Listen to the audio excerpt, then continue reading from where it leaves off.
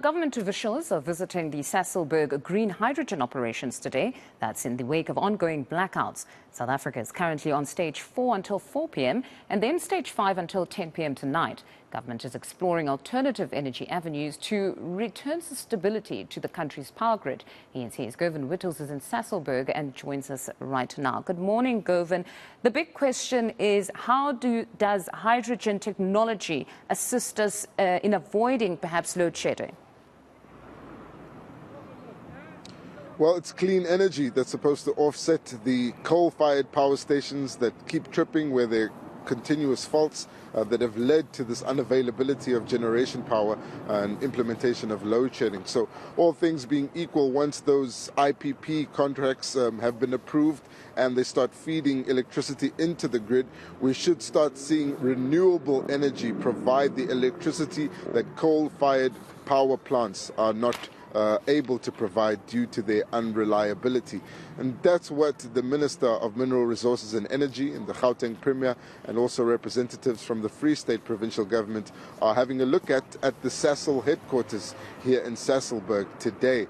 Just behind me, Sasol has managed to convert a few of its processes into green hydrogen technology. They're trying to produce green hydrogen through the use of solar power.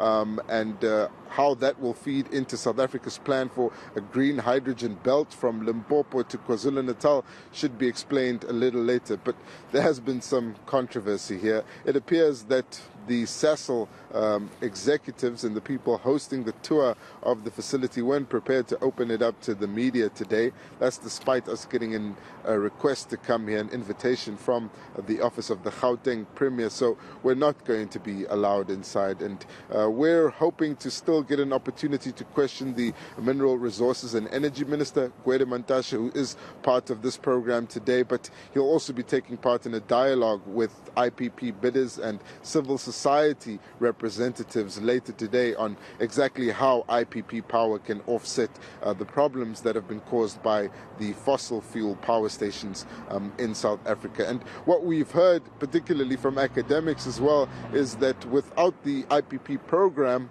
and the supplemented power from renewable energy, even though it produces very little megawatts to feed into the grid compared to the base load produced by coal and nuclear, it is very important, and it is helping South Africa right now in avoiding an even higher stage of load shedding. So let's take a look at some of that analysis and what it means for the country right now.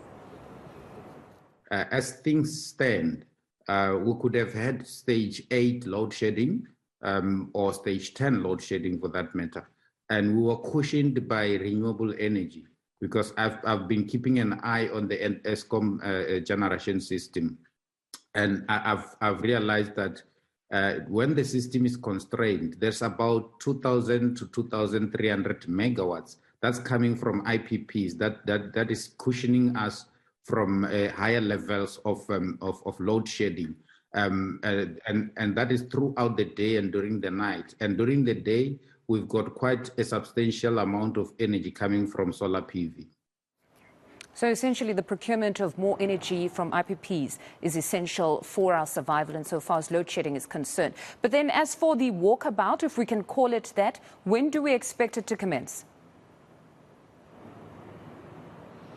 Well, it looks like they'll have a meeting briefing the team first on what the plan is and how the conversion of the processes to producing green hydrogen will happen. And then later in the morning, they should go and see the tour of the facility. But as I said, they won't allow us in. It seems they haven't made provision for us. And usually the preparations that are undertaken by Sasol include isolating parts of the workplace and also particularly the factory floor where these conversions are happening, where they're not ready to show the public some of the conversions because of the intellectual property attached. We're not sure whether those preparations have taken place and whether that's the reason why we're not being allowed into the facility for that walkabout. But from Sasol's side and also from the Department of Mineral Resources and Energy, they've said that there is no provision to show us this today.